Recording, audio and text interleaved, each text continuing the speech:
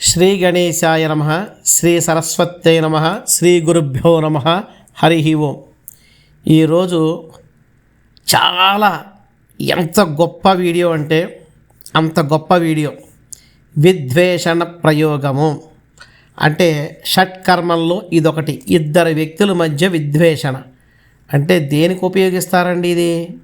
అంటే ఎలా ఉపయోగిస్తారు, ఏమిటి, అసలు ఎందుకు ఉపయోగిస్తారు, దానికి అలా దేవత ఎవరు ఏంటి అనేది వివరంగా చెప్తాను, వినండి. మనకి షట్కర్మలు అంటే శాంతి, వశీకరణ, స్తంభన, విద్వేషణ, ఉచ్చాటన, మారణం. ఇవి తెలిసిందే మనకి. ఉచ్చాటనం అంటే ఒక ప్రాంతానికి ఈ స్థలం నుంచి వేరే చోటకి పంపించివేయటం. మారణం అంటే చంపేయటం. మరి విద్వేషణం అంటే ఏంటి చెప్తాను. మరి స్తంభనం అంటే స్తంభింప చేయటం. కోర్టు కేసులు దొంగ సాక్ష్యాలు చెప్పి స్తంభింప చేయటం. వశీకరణం తెలుసు, శాంతి తెలుసు. విద్వేషణం అంటే ఇద్దరు వ్యక్తులు సంఖ్యాతగా ఉంటే అది చూసి ఓరవలేక ఏ ఇద్దరి మధ్య అయినా సరే, ఏ ఇద్దరి మధ్య అయిన సఖ్యతను చూసి ఎదుటివారు ఓరవలేక ఆ వ్యక్తులను దూరం చెయ్యాలని చూసినా, ఓకే, దూరం చెయ్యాలని చూసినా, అంటే ఉదాహరణ భార్యాభర్తలు బాగున్నారు, అత్త ఏదో పుల్ల పెడుతుంది, అత్తని అంటే కొడుకు ఏదో చెప్పి చెడగొడుతుంది, అత్తగారిని కొడుక్కి దూరం చేసే విధంగా. లేదు, భార్యకి అది అత్తగారైనా లేదా భర్తకి ఆ అత్తగారైనా ఏదైనా సరే, లేదా ఇంకా ఏ ఇతర వ్యక్తులైనా సరే, లేదా మన భార్యాభర్తల్లో ఏ ఒకరైనా వేరే మార్గం పట్టి వాళ్ళటి వెళ్ళిపోతున్న ఆ వ్యక్తుల మధ్య విద్వేషణం చేయటానికి ఒక దేవత అనేది ఉన్నది. ఆవిడే జ్యేష్ఠాదేవత. ఎవరండి ఆవిడ? జ్యేష్ఠాదేవత. ఈ జ్యేష్ఠాదేవత ఏంటయ్యా అంటే ఈవిడ ముల్లోకాల్లో విద్వేషణాన్ని అంటే కలహాలు కలిగించే జ్యేష్ఠాదేవత అన్నమాట. పురాణాల ప్రకారము ఈ జ్యేష్ఠాదేవి కలహాలకు, దారిద్ర్యానికి మరియు అశాంతికి అధిదేవత ఈవిడ. మరి ఏంటి అసలు ఈవిడ ఏంటి? ఈవిడిని ఆరాధన చేయటం వల్ల, ఈ మంత్రం చేయటం వల్ల ఏం జరుగుతుంది, ఏమిటి, మరి ఎలా చెయ్యాలి అనేటువంటి తెలుసుకుందాం. ఎందుకంటే అర్థం లేని చదువు వ్యర్థం, అలాగే గురువు లేని విద్య గుడ్డిది. కాబట్టి అదేంటి చూద్దాం. ఎందుకంటే శాస్త్రం ప్రకారం ఎప్పుడైనా సరే లోక కళ్యాణం కోసం లేదా దుష్ట శిక్షణ కోసం మాత్రమే ఇలాంటి విద్యను ప్రయోగించాలి తప్ప వ్యక్తిగత కక్షల కోసం ఏమాత్రం వాడకూడదు. అర్థమైందా? తర్వాత ఎదుటివారికి అనవసరంగా కీడు తలపెట్టాల ఉద్దేశంతో చేసేటువంటి ఈ అభిచారి ప్రక్రియ అయినా కొన్నిసార్లు ఎదురుతంతాయి, అంటే బ్యాక్ ఫైర్ అవుతాయి. అప్పుడు చేసేవాడికే నష్టాన్ని, ప్రమాదాన్ని కలిగిస్తాయి. ఈ విషయాన్ని మీరందరూ కూడా దృష్టిలో ఉంచుకోండి. తర్వాత ఈ జ్యేష్ఠాదేవిని చాలామంది ఏం చేస్తారంటే ఆరాధించడం వల్ల ఇంట్లో అశాంతి, దారిద్ర్యము వచ్చే అవకాశం ఉంటుందని సాధారణంగా అందరూ ఏం చేస్తారంటే ఇంటి వెలుపల లేదా నిర్జన ప్రదేశాల్లో పూజిస్తూ ఉంటారు. కానీ అలా కాదు. ఆవిడ గురించి నేను మొత్తం వివరిస్తాను మీకు. నేను అసలు ఆవిడ ఎవరు, ఏమిటి, ఆవిడ చేయటం వల్ల ఏం జరుగుతుందనేది మనం ఇప్పుడు వివరంగా చూద్దాం. ఈవిడ గురించి ముందు మనం తెలుసుకోవాలంటే ఆవిడ ప్రాముఖ్యత గురించి మన హిందూ పురాణాలైనటువంటి పద్మ పురాణం మరియు లింగ పురాణాలకు వెళ్తే అక్కడ ఈ జ్యేష్ఠాదేవి గురించినటువంటి ఈ యొక్క నేపథ్యం, పురాణ నేపథ్యం అనేది మనకు కనబడుతుంది. అక్కడ ఏంటి, అక్కడ క్షీరసాగర మథనం జరిగినప్పుడు అమృతం కంటే కూడా ముందు అనేక వస్తువులు, శక్తులు మనకు ఉద్భవించాయి. మరి ఏమిటి జ్యేష్ఠాదేవి అంటే ఈవిడ ఒక అలక్ష్మిగా ఆవిర్భావం జరిగింది. అంటే లక్ష్మీదేవి అంటే శ్రీ మహాలక్ష్మి ఉద్భవించడానికి ముందే సముద్రం నుండి కాలకూట విషము తరువాత జ్యేష్ఠాదేవి జన్మించింది. అంటే లక్ష్మీదేవి కంటే ముందు జన్మించింది కాబట్టి ఈవినను జ్యేష్ఠ అంటారు, అంటే అందరికంటే పెద్దది అని. ఈవిడేంటి, లక్ష్మీదేవికి వ్యతిరేక గుణాలు కలిగి ఉంది కాబట్టి ఆవిడని అలక్ష్మి అని అంటారు. మరి ఏంటి ఈవిడి నివాసం ఎక్కడ? ఈమె జన్మించగానే లోకానికి అశుభం కలుగుతుందని భావించిన దేవతలు ఆమెకు నివాస యోగ్యమైన ప్రదేశాలను కేటాయించారు. ఏంటి ప్రదేశాలు?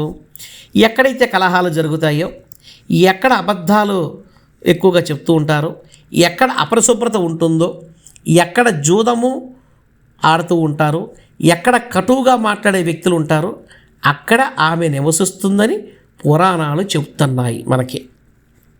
మరి ఈ జ్యేష్ఠాదేవి స్వరూపం ఎలా ఉంది? మరి లక్ష్మీదేవి స్వరూపం అయితే మనకు తెలుసు. మరి ఈవిడిది ఎలా ఉందంటే కాకధ్వజం, అంటే కాకిని, అంటే కాకి అంటే ఆవిడ జెండా మీద కాకి ఉంటుందన్నమాట. ఈ కాకి దేనికి? పితృదేవతల వాహనంగా, అశుభానికి సూచకంగా భావిస్తారు. ఇది మృత్యువుకు లేదా నాశనానికి చక్రం. ఓకే, ఇంకెలా ఉంది ఆవిడ? వృద్ధాప్యంతో, శక్తి క్షీణించి, పెద్ద ఉదరంతో, పొట్టతో, వేలాడే స్తనములతో ఉన్నది. అలాగే చేతులు చీపురు కట్ట ఉంటుంది. అంటే ఏంటి చీపురు? ఎందుకు? దారిద్ర్యాన్ని ఉడిచి లోపలికి తెచ్చేదిగా, లేదా ఇంటిని శుభ్రం చేయని చోట ఉండేదిగా అని అర్థం చేసుకోవచ్చని చెప్తున్నాయి మనకి. మరి ఈ జ్యేష్ఠాదేవి గురించి మనకి దక్షిణ భారతదేశంలో కూడా ముఖ్యంగా పల్లవులు, పాండ్యుల కాలంలో కొన్ని ప్రత్యేకమైన గుడులు కట్టారు. ఆ శిల్పాలు కూడా తమిళనాడులో మనకి కొన్ని చోట్ల ఇప్పటికీ ఉన్నాయి. అయితే ఈ జ్యేష్ఠాదేవి పూర్వకాలంలో గ్రామాలకు సరిహద్దుల్లో ఈ జ్యేష్ఠాదేవి విగ్రహాలను కూడా ఉంచేవారు. ఆవిడ తన భయంకరమైన రూపంతో దుష్టశక్తులు గ్రామంలోకి రాకుండా అడ్డుకుంటుందని వారి యొక్క నమ్మకం అన్నమాట. అయితే కొన్ని ప్రాంతాల్లో ఈమెను వ్యాధులను నయం చేసే శక్తిగా కూడా చూస్తారు. అంటే శీతలాదేవి తెలుసు మనకు. శీతలాదేవి యంత్రం ఎందుకు చేసుకుంటాం? ఇంటిలో పశు సంపద వృద్ధి కావడానికి, ఇంట్లో వాళ్ళు ఎవరు అనారోగ్యం పాల్గొకుండా ఉండడానికి శీతల యంత్రం వేసుకుంటాం.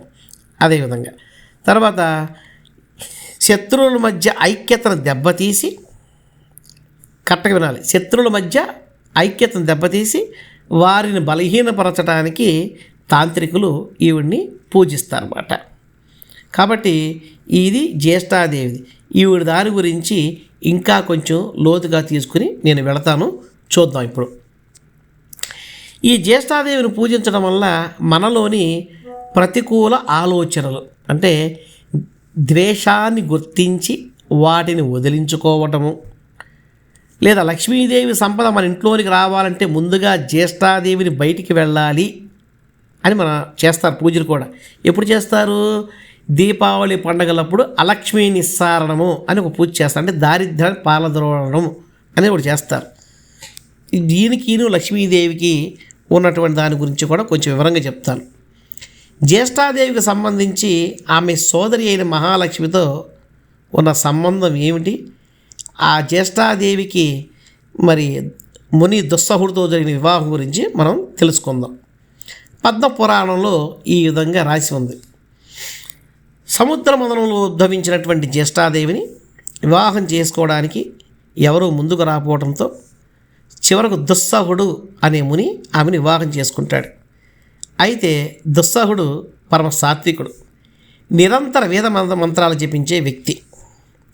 ఈ జ్యేష్ఠాదేవికి వేదఘోషన్న, పూజలన్న, మంగళకరమైన ధ్వనులంటే అస్సలు పడదు. దుస్సహుడికి ఆయనకేమో అశుభము, కలహాలంటే ఇష్టం ఉండదు. అప్పుడు దుస్సహుడు తన భార్య ఇటువంటి ధర్మకార్యాలకు ఆటంకం కలిగిస్తుందని గ్రహించిన దుస్సహుడు ఆమెను తీసుకుని ఒక అడవిలోకి వెళ్ళిపోతాడు. అక్కడ ఆమెకి ఏ ప్రదేశాలు ఇష్టమో అని అడుగుతాడు. అప్పుడు ఆ జ్యేష్ఠాదేవి చెప్తుంది, నాకు ఇష్టమైన ప్రదేశాలు ఇదిగో చెప్తున్నాను విను. ఎక్కడైతే అతిథులను గౌరవించరో, ఎక్కడైతే భార్యాభర్తలు గొడవ పడుతూ ఉంటారో, ఎక్కడైతే అబద్ధాలు ఆడుతూ ఉంటారో, ఎక్కడైతే జుట్టు విరబోసుకుని ఏడుస్తూ ఉంటారో అవే నా నివాస స్థలాలు అని చెప్తుంది. చివరికి ఆమె స్వభావాన్ని భరించలేక దుస్సహముని ఆమెను ఒక నిర్జన ప్రదేశంలో వదిలేసి వెళ్ళిపోతాడు. ఆమెను ఒక నిర్జన ప్రదేశంలో వదిలేసి వెళ్ళిపోతాడు. అప్పటి నుండి ఆమె ఒంటరిగా ఉంటూ తన ఆశ్రయించిన వారికి ప్రతికూల ఫలితాలను ఇస్తూ ఉంటుంది. మరి మహాలక్ష్మికి జ్యేష్ఠాదేవికి ఉన్న సంబంధం ఏంటి? సోదరి సంబంధం అంటే వీరిద్దరూ ఒకే సముద్రం నుండి జన్మించినా వీరి మధ్య సంబంధం ఒక వెలుగు చీకటి లాంటిది. జ్యేష్ఠాదేవి ముందు పుట్టింది అంటే అలక్ష్మి. లక్ష్మీదేవి తర్వాత పుట్టింది శ్రీలక్ష్మి. ఆవిడ లక్ష్మి, ఈవిడ శ్రీలక్ష్మి. సంప్రదాయం ప్రకారం పెద్దమ్మను గౌరవించాలి కాబట్టి కొన్ని ప్రాంతాల్లో లక్ష్మీ పూజ చేయటానికి ముందు అలక్ష్మీదేవికి నివేదన ఇచ్చి బయట పంపిస్తారు. అయితే ఈ జ్యేష్ఠాదేవి అంటే లక్ష్మీదేవి యొక్క సోదరి ఒంటరిగా ఉండటం చూసి లక్ష్మీదేవి బాధపడితే అప్పుడు విష్ణుమూర్తి ఏం చేస్తాడంటే జ్యేష్ఠాదేవి ఒక వరం ఇస్తాడు. కలియుగంలో నిన్ను పూజించేవారు అంటే తాంత్రిక మార్గంలో లేదా శత్రునాశనం కోరుకునేవారు నీ వల్ల ఫలితం పొందుతారు, కానీ నిన్ను ఇంట్లో ఉంచుకున్న వారికి దారిద్ర్యం వెంటాడుతుంది అని చెప్తాడు. అయితే ఈ పురాణాల ప్రకారం జ్యేష్ఠాదేవి మరియు మహాలక్ష్మి ఇద్దరు ఒకే శక్తికి ఉన్న రెండు ముఖాలు. లక్ష్మీదేవి సంపదను అభివృద్ధిని సూచిస్తే జ్యేష్ఠాదేవి వినాశనాన్ని అశాంతిని సూచిస్తుంది. జీవితంలో సుఖం వచ్చినప్పుడు లక్ష్మీదేవిని చూస్తాం, కష్టం వచ్చినప్పుడు జ్యేష్ఠాదేవి ప్రభావం అనిపిస్తాం. కాబట్టి ప్రకృతిలో ఈ రెండు సమతుల్యంగా ఉంటాయని మనకి తెలియచేస్తుంది. తమిళనాడులో మనకి తిరుప్పరంకొండ్రం అనేటువంటి ప్రాంతంలో ఒక ప్రాచీనాలయంలో జ్యేష్ఠాదేవికి సంబంధించినటువంటి ప్రత్యేక శిల్పాలు ఉన్నాయి. అక్కడ ఆమె తన కుమారుడైనటువంటి మాంధన్ మరి కుమార్తె కులగ్నలతో కలిసి మనకి కనిపిస్తుంది. అయితే ఈ జ్యేష్ఠాదేవికి సంతానం ఎవరు ఉన్నారు ఏమిటి వాళ్ళ గురించి కొంచెం తెలుసుకుందాం. మాంధన్ ఈయన ఎలా ఉంటాడు? ఎద్దు ముఖం కలిగినవాడు అంటే వృషభ వక్త్రుడు. ఈయన మందకొడి తనానికి అంటే లేజీనెస్కి మరియు మొండితనానికి ప్రతీక. అంటే తాంత్రిక భాషలో చెప్పాలంటే వ్యక్తి యొక్క బుద్ధిని మందగింప చేయడానికి ఈయన ధ్యానిస్తారు. బుద్ధి స్తంభనానికి మనం బగళాదేవిని ఎలా చేస్తామో బుద్ధిని మందగింప చేయడానికి ఈయన్ని ధ్యానిస్తారు. మరి ఈవిడి కూతురు ఎవరు? కులగ్న. ఈమె అందముగా ఉన్నప్పటికీ కులగ్నలో కులగ్న అంటే రెండో గాకి అంటే వంశాన్ని నాశనం చేసే శక్తి అని అర్థం. దానికి కులకి జ్ఞ అంటే ఈమె దుర్గుణాలకు ప్రతీక. ఓకేనా? ఇప్పుడు మంత్రశాస్త్రంలో జ్యేష్ఠాదేవిని కేవలం విద్వేషణానికే కాకుండా స్తంభనం కోసం అంటే నిలిపివేయటం కోసం ఆరాధిస్తారు. ఎట్లాగా? శత్రువుల బుద్ధి పనిచేయకుండా చేయటం లేదా వారి అభివృద్ధిని స్తంభింప చేయటం కోసం జ్యేష్ఠ మంత్రాన్ని ఉపయోగిస్తారు. తంత్రశాస్త్రంలో ఈవిని ధ్యానం చేసేటప్పుడు నీలి రంగు లేదా నలుపు రంగు వస్త్రాలు మరియు పుష్పాలు వాడాలని చెప్తారు. మరి ఈ రంగు దేనికి సంకేతం? మనకి తమో గుణానికి సంకేతం. మనకు తెలుసు, కొంతమంది దేవతలు తెలుపు, కొంతమంది పసుపు, కొంతమంది నీలం, కొంతమంది నలుపు, కొంతమంది ఎరుపు వర్ణం ఉంటారు. మనకి శరీరంలో షట్చక్రాలు ఉంటాయి, విబ్జిఆర్ అని మొత్తం అంటే సప్తం 7 violet, indigo, blue, green, yellow, orange, red ఒక్కొక్క దానికి ఒక ఇంటెన్సిటీ ఉంటుంది. అట్లాగే దేవతలు కూడా ఇంటెన్సిటీ అలాగే ఉంటుంది. అయితే ఈ జ్యేష్ఠాదేవి యొక్క ఆరాధన మనకి భారతదేశంలో 7వ శతాబ్దం నుండి 10వ శతాబ్దం వరకు ఉన్నట్టుగా కొన్ని శాస్త్రాలు చెప్తున్నాయి మనకి బాగా. అది కూడా దక్షిణ భారతదేశంలోనే ఉందని. ఆ తర్వాత తగ్గిపోయింది. కారణం ఏంటంటే ఆమె దారిద్ర్యానికి దేవత కావడంతో ప్రజలు ఆమెను పూజించడానికి భయపడ్డారు. ఎందుకంటే ఆమె అనుగ్రహం కంటే కూడా ఆగ్రహం ఎక్కువ కలిగితే నష్టం కలుగుతుందని భావించి పక్కన పెట్టేశారు. ఇక ఆ ప్లేస్లో ఏం జరిగింది అంటే లక్ష్మీదేవి, లలితా త్రిపుర సుందరి యొక్క ఆరాధన పెరిగిపోయింది, శ్రీ విద్య ప్రభావం. కాబట్టి వీళ్ళు ఏం చేశారంటే జనాలు కూడా ప్రతికూల శక్తుల కంటే కూడా మనకి ఇటువంటి మంగళకరమైన శక్తులకే ఇదని చెప్పేసి ప్రాధాన్యత ఇచ్చి ఈ విధంగా చేసుకుంటూ మనకు చేశారు. అయితే ఇప్పుడు ఈ అమ్మవారి గురించి, ఈ యొక్క మంత్రం గురించి, ఈ యొక్క తల్లి స్వభావం గురించి నేను ఈ ధ్యాన శ్లోకంలో ఉన్నటువంటి ఏముంది ఏంటి అనేది కూడా నేను మీకు వివరంగా తెలియజేస్తాను, వినండి. ఇప్పుడు మనకి ఈ టెంపుల్ వీడియో మొదట్లోనే నేను మీకు ఒక టెంప్లెట్లో వేశాను. ఘోరాం ఘోరతరాం కృష్ణాం చంచలాం మలినాంబరాం జ్యేష్ఠాం కాకధ్వజాం వందే జగద్విద్వేషకారిణి. ఇది అమ్మవారి యొక్క ధ్యాన శ్లోకం. ఏంటి? ఘోరాం ఘోరతరాం అత్యంత భయంకరమైనది, చూడడానికి ఉగ్రంగా ఉండేది. కృష్ణాం అంటే నల్లని వర్ణము కలిగినది లేదా నీలవర్ణం. చంచలాం స్థిరత్వం లేనిది, అంటే లక్ష్మీదేవిల చంచల స్వభావం కలది. ఓకే, స్థిరత్వం లేదు వీడికి. మలినాంబరాం అంబరం అంటే మాసిన లేదా మలినమైన వస్త్రాలను ధరించినది. జ్యేష్ఠాం అంటే అందరికంటే పెద్దది ఆ లక్ష్మీదేవి. కాగధ్వజాం కాకిని తన జెండాపై కలిగినది, అంటే కాకిని దేనికి మనం చెప్పాంగా, పితృదేవతల వాహనము, అశుభాని చక్రము, మృత్యు చక్రం. జగద్విద్వేషకారిణి లోకంలో విద్వేషాలను కలహాలను కలిగించే దేవి. వందే అటువంటి జ్యేష్ఠాదేవికి నమస్కరిస్తున్నాను అని మనకి ఈ యొక్క దీనికి అర్థం అన్నమాట. అయితే ఇక్కడ ఈ మంత్రం కూడా మనకు చూస్తే ఈ మంత్రము, ఈ మంత్ర ప్రయోగం కూడా ఇప్పుడు నేను మీకు వివరంగా చెప్తాను. ఈ మంత్రాన్ని ఎలా ప్రయోగం చేయాలి ఏంటనేది కూడా. ఇప్పుడు మంత్రం చూడండి, ప్రణవం వచ్చిందా, హ్రీం ధర్మటికే ధర్మటికే కర్మటికే కర్మటికే ఘోరే ఘోరతరే అముకాము చూడు అముకాముకయోహో అముకయోహో విద్వేషణం కురుకురు స్వాహ కాకో లోకవదు గో వ్యాఘ్రవదు మాధ్యార మూషకవదు విద్వేషణం కురుగురు జ్యేష్ఠాయై జగత్రై విద్వేషకారిణి. ఇది మంత్రం. ఏంటి దాని అర్థం? అసలు గొప్పగా ఉంది. కాకోలూకవదు కాకి ఉల్లూకము అంటే కాకి మరియు గొడ్ల గోబల మధ్య ఉండే సహజ శత్రుత్వం ఎలా ఉంటుందో అలాగా. గో వ్యాఘ్రవదు అంటే ఆవు మరియు పులి మధ్య ఉండే వేటాడబడే సంబంధం అలా ఉంటుందో అలాగా. మాధ్యార మోషకవదు పిల్లి ఎలుకల మధ్య ఉండే విరోధాన్ని. విద్వేషణం కురుకురు పైన పాలన అంటే ఏవైతే చెప్పాను, ఈ ప్రాణుల మధ్య ఎంత తీవ్రమైనటువంటి విరోధం ఉంటుందో అంతటి విరోధాన్ని వారి మధ్య కలిగించు అని చెప్పి ఈ మంత్రార్థం. అర్థమైందా? కాకి మరియు గొడ్లగోబ, ఆవు మరియు పులి, పిల్లి మరియు ఎలుక. కాకి గొడ్లగోబ మధ్య ఉండే సహజశత్రుత్వం, ఆవు పులి మధ్య ఉండే వేటాడబడేటువంటి సంబంధం, పులి మరి ఎలుక మధ్య ఉండేటువంటి విరోధం, ఇలా వాళ్ళిద్దరి మధ్య ఉండాలి. ఇప్పుడు ప్రయోగం కూడా చెప్తాను వినండి. ఇక్కడ తెలుసుకోవాల్సింది ఏంటంటే అముకాముక యోహో. ఇక్కడ ప్రయోగం చేసేటప్పుడు మనం తెలుసుకోవాల్సింది ఏంటంటే, ఇక్కడ ఒకటి తెలుసుకోవాలి మీరందరూ కూడా. ఇద్దరు స్త్రీల మధ్య అయితే సంకల్పం ఎలా చెప్పాలి, ఇద్దరు పురుషుల మధ్య అయితే ఎలా చెప్పాలి, ఒక వివాహమైన స్త్రీకి ఒక వివాహమైన పురుషుడి మధ్య ఎలా చెప్పాలి, ఒక వివాహం కాని స్త్రీకి ఒక వివాహమైన పురుషుడి మధ్య ఎలా చెప్పాలి, లేదా ఒక వివాహమైన స్త్రీకి వివాహం కాని పురుషుడి మధ్య ఎలా చెప్పాలి, లేదా ఒక విధవ అయినటువంటి స్త్రీ భర్త చనిపోయినటువంటి స్త్రీకి అవతల పురుషుడి మధ్య సంబంధం ఎలా చెప్పాలి. ఇది సంకల్పాలు అనేక రకాలు ఉంటాయి దీంట్లో. ప్రథమా విభక్తి, ద్వితీయ విభక్తి, తృతీయ విభక్తి, చతుర్థ విభక్తి, పంచమ విభక్తి. అంతే అలా చెప్పాలి, అలా చెప్పి చేయాలి. ఎందుకంటే ఎవరి కోసం జపం చేస్తున్నారు, ఎవరి కోసం చేయబడుతుంది, ఎవరి చేత చేయబడుతుంది అనేది కూడా చాలా ముఖ్యం ఇక్కడ.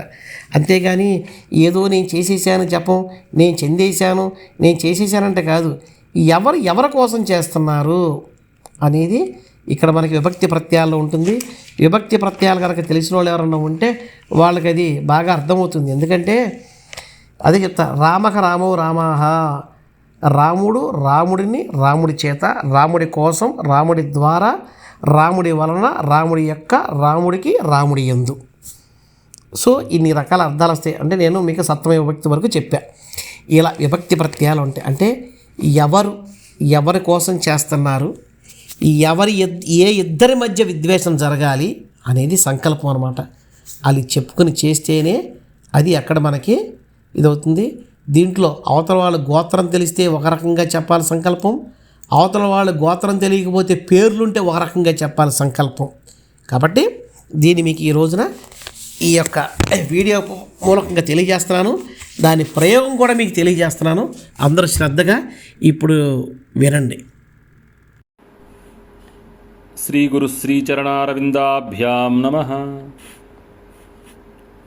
మృగస్థల్యాం సిద్ధాచల శిరసి సిద్ధాశ్రమపదే సమాసీనం సిద్ధాసనమఖిల సిద్ధార్చితపదం అలక్షం గోరక్షం లసదమరవృత్తం క్షతభయం చిదానందం వందే సురమునిమిలిందోదితజయం. శ్రీ గోరక్షనాథ శ్రీచరణారవిందాభ్యాం నమః. నవనాథుల్లో సాక్షాత్ శివస్వరూపులైనటువంటి గోరక్షనాథులు మానవుల హితం కోసం కలియుగంలో శృతి ప్రమాణమైనటువంటి అనేక విద్యలు ఉన్నప్పటికీ వాటిని మనందరం కూడా ఆ తపశ్శక్తితో ఆ దీక్షా నియమాలతో సాధన చేసి వాటిని సాధించడం కష్టతరం కాబట్టి అందరికీ ఉపయోగపడేలాగా సులభోపాయాలతో సిద్ధశాబర మంత్రాల్ని అందించారు. ధర్మబద్ధమైనటువంటి విద్వేషణ కర్మ అవసరమైనప్పుడు ఏ విధంగా మనం దాన్ని సాధించాలో వారు సెలవిచ్చినటువంటి విధానాన్ని మీ అందరికీ నేను ఇప్పుడు తెలియజేస్తున్నాను. ఆ మంత్రం ఓం హ్రీం ధర్మటికే ధర్మటికే కర్మటికే కర్మటికే ఘోరే ఘోరతరే అముకాముకయో విద్వేషణం కురు కురు స్వాహ కాకోలూకవత్ గోవ్యాఘ్రవత్ మార్జారమూషకవత్ విద్వేషణం కురు కురు జ్యేష్ఠాయై జగత్రయ విద్వేషకారిణి ఏహి ఏహి ఘ్రం ఘ్రసీం హుం ఫట్ స్వాహ. ఈ మంత్రం యొక్క ప్రయోగం శ్మశానభస్మచాదాయ భౌమవారేతు బుద్ధిమాన్ తైలం కరంజం దేవేశీ గృహీత్వా తు సమం సమం పూర్వవత్ పుత్తలీం కృత్వా హ్యర్చయేన్నింబమూలతః నింబపత్రైరర్కపత్రైరర్చయేన్నియతవ్రతః జపాద్వా హోమతో దేవీ సద్య సిద్ధికరం పరం నింబార్కపత్రహోమైర్వా కాకోలూకదలేన వా రాజికాలవణైర్వాపి ధత్తూరకకరంజయోః బీజహోమేన దేవేశీ సద్యో విద్వేషణం భవేత్. ఏవం జ్యేష్ఠామయో మంత్రః పాఠాత్ సిద్ధికరః పరః అత్యంత మంత్రతో దేవీ జపాద్విద్వేషణం భవేత్. ఈ మంత్రం జ్యేష్ఠాదేవికి సంబంధించినటువంటి మంత్రంగా ఇందులో చెప్పబడుతుంది. మంగళవారం రోజు దానికి సంబంధించినటువంటి తిథివార నక్షత్ర యోగాదులు అన్నీ కలవాలి. అలా గురుముఖత నేర్చుకున్నప్పుడు ఇవన్నీ కూడా వివరంగా వారు తెలియజేస్తారు.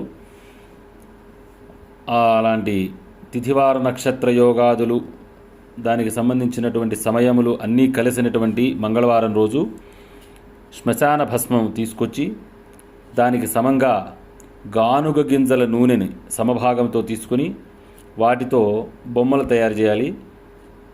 ఆ బొమ్మలకి మనం ఎవరినైతే విద్వేషణ ధర్మబద్ధంగా చేయాలనుకుంటున్నామో వారిని ఆ బొమ్మల మీదకి ఆవాహన చేసి వేప చెట్టు యొక్క మొదట్లో ఆ బొమ్మల్ని పెట్టి వాటిని పూజించి వాటి దగ్గర మనం కూర్చొని జపం చేయాలి.